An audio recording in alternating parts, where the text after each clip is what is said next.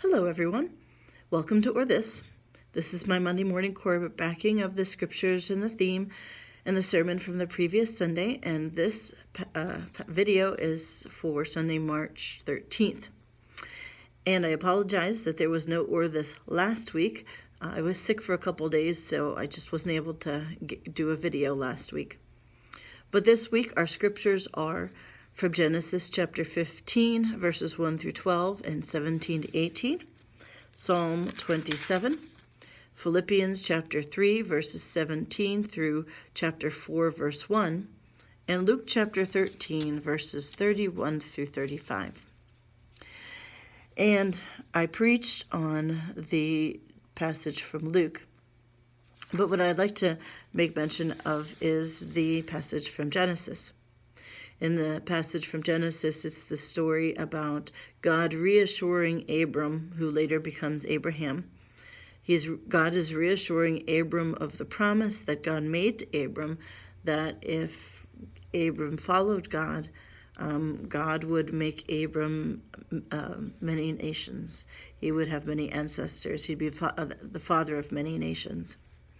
And so the passage today is kind of Abram is getting a little antsy because he still hasn't had his own child, and he's wondering how God's going to make him a father of many nations if he doesn't have his own heir to carry on the family, basically carry on the family name.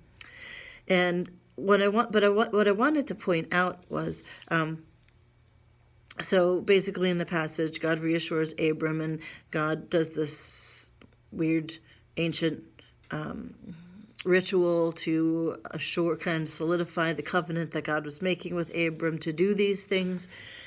But what I wanted to talk about was there's just a reminder that life was not always easy for Abram following God's through with what God asked him to do in order to receive God's promises. And this is a reminder. God says, I am the Lord who brought you from Ur of the Chaldeans to give you this land to possess. And a reminder that part of the promise of God was that Abram and his wife Sarai would leave their homeland, and they would come into this land and live in this land that God was going to give to them.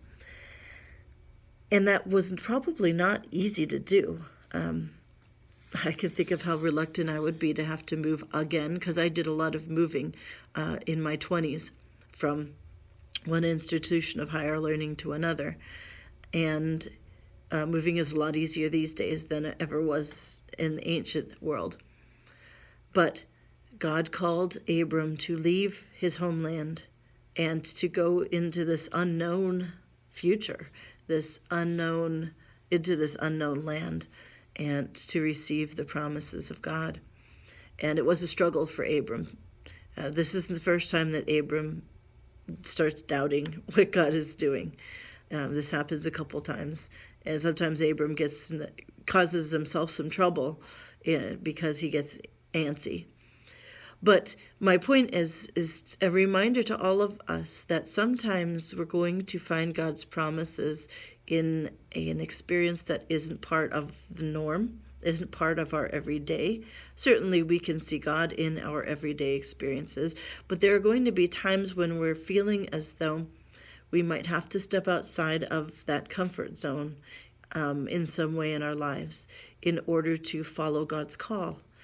And that is part of the life of faith.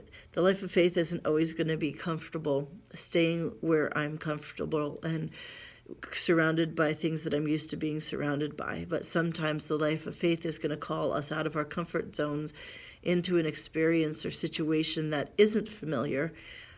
And yet, in that situation, experience that is unfamiliar, we may end up experiencing God's promises. Might be experiencing a blessing of God. And might be interesting for you to think about some times in which you felt like you were going through a difficult time, where you felt like nothing was familiar. Maybe you did move physically. Maybe you moved to a new place and everything felt unfamiliar. And you were starting to feel like, did I really belong here? Was this really a good decision?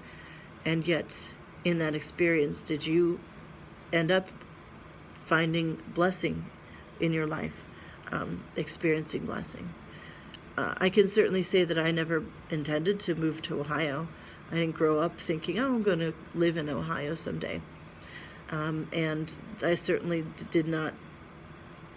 I didn't necessarily choose to come to Ohio. The path kind of just happened to lead me here. But I have certainly experienced an abundant blessing of God, obviously, meeting my husband here, but certainly also being part of the congregation of Lord of Life and the many ways that they have blessed my life, the many opportunities I've had to minister to the congregation that have been a blessing. So I invite you to reflect too upon some situations when you were called out of a familiar place into an unfamiliar place, whether that just be an actual place or whether it be an experience, a new job, just a new encounter with different people you'd never met before. And have you experienced God's blessing in a somewhat foreign, unfamiliar experience in your life? So those are my thoughts and my invitation for you to reflect, and feel free to share your comments either on YouTube or on Facebook. I also want to remind you about the Lent journals that we have invited you all to participate in using for your reflection upon the promises of baptism, and that we are in week 2, although if you haven't done it yet, then I invite you to start with week 1 questions and then move on to week 2 questions. And otherwise, just don't forget to subscribe to our Lord of Life YouTube channel. And God bless.